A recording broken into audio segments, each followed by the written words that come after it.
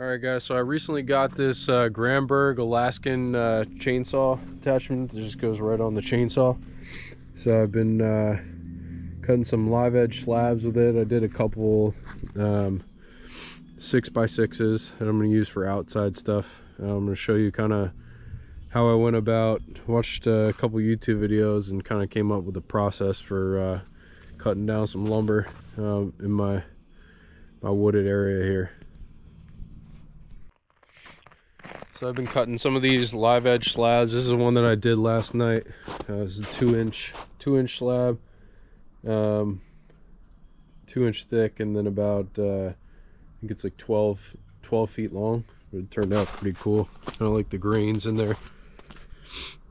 There's some other test pieces I've been doing, but it's a good beer drinking hobby and something to do while I'm just hanging out. I'm looking into getting an actual like a wood miser sawmill. I have a couple buddies that have those and actually process more wood. This is kind of a slower process, and I think ultimately it's not super efficient if you're going to be cutting all your own lumber to do projects like building a shed. I'm thinking of building a pole barn over in that area over there. But all right, so I'm going to do a time lapse of exactly what I'm doing.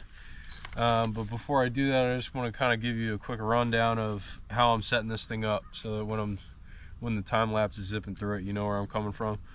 So I followed a few YouTube videos and took different bits and pieces from each of them. But essentially, I made these brackets, these little braces. They're 1/4-inch steel that I had laying around.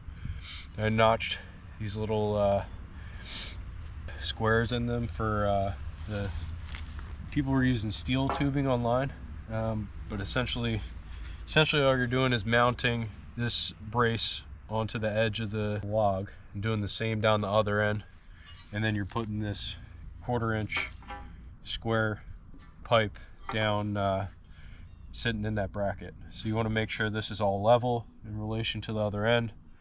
And then once these get mounted on there, you put these brackets right up in the braces.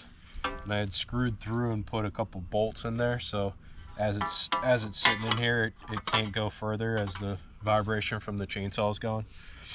So yeah, I'm gonna lift it up onto a little lift that I have, just so I'm not breaking my back and doing this on the ground.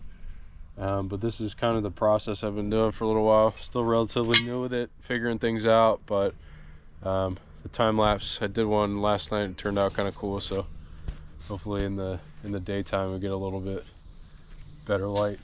But